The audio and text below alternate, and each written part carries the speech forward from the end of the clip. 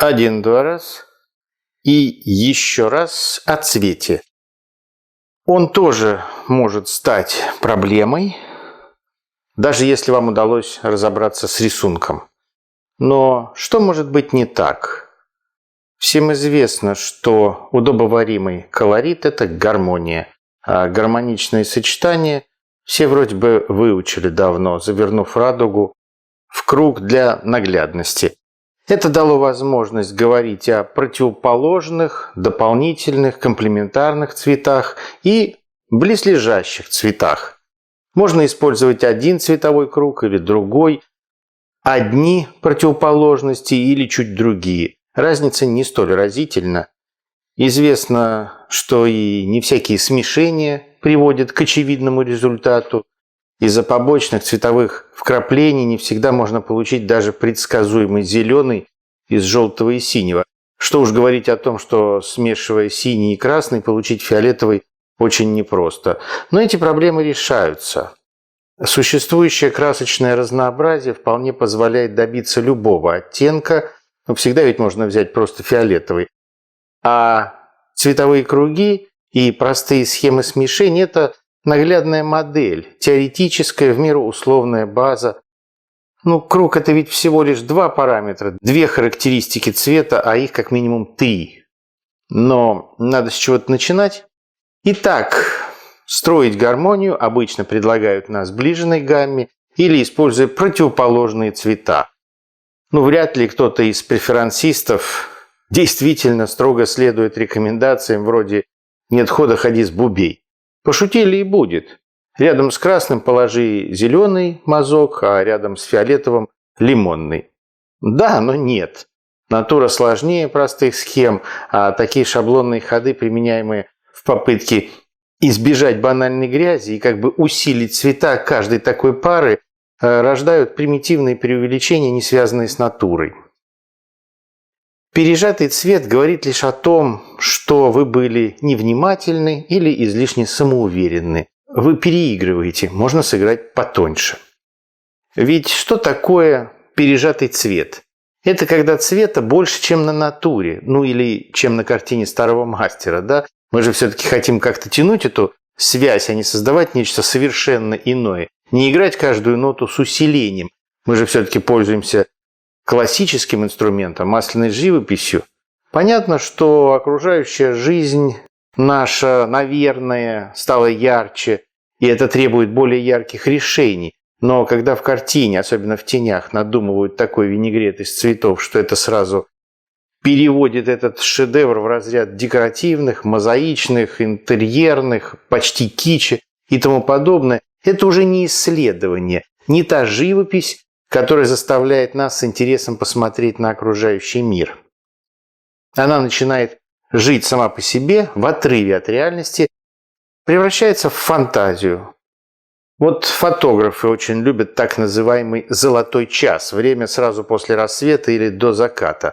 В этот момент в нашем глазу из-за низкого освещения уже выключаются колбочки, мы переходим на так называемое палочковое зрение, наше цветовосприятие снижается, а матрица фотоаппарата все еще бодро показывает нам очень яркую историю.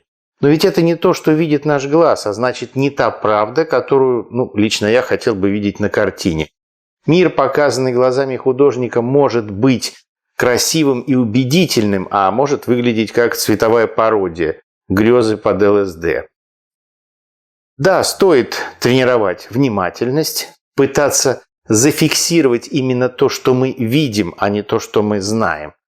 Гипсовый бюст, молоко, снег, свадебное платье могут быть розовыми, голубыми, желтыми или зелеными, в зависимости от контекста, от освещения, от рефлексов. Главное – подальше убрать наше знание, что локальный цвет этого объекта белый, как в данном случае, и не пытаться написать его только белилами. Есть и просто очень современные цвета, кислотные, почти флуоресцентные, яркий маджента или циан какой-нибудь. Таких и красок-то во времена Рембрандта не существовало. Но если очень хочется, то можно. Как бодро смотрятся оранжевые жилеты дорожников на фоне какого-нибудь малоцветного задника. Ну а бывает просто много всего. Синий, желтый, зеленый, красный и все на одной картине. Колорит – это отбор или ограничение. На мой взгляд, даже 3 ярких цветов для картины много.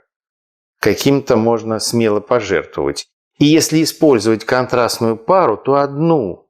Уж если появляется вторая, она должна быть так называемая малая, сильно минимизированная или по насыщенности, или по количеству. Буквально пару акцентов. То, что зачастую кажется синим из-за теплого рыжего окружения, на самом деле на натуре просто серый, но ощущается как синий. Писать это место синим не обязательно.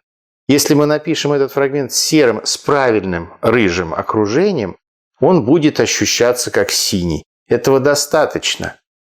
Или, если его написать синим, надо делать менее насыщенным рыжее окружение.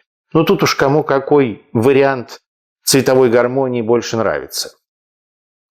У каждого художника есть свои пристреленные сочетания, любимые краски, быть может, даже такой весьма ограниченный набор.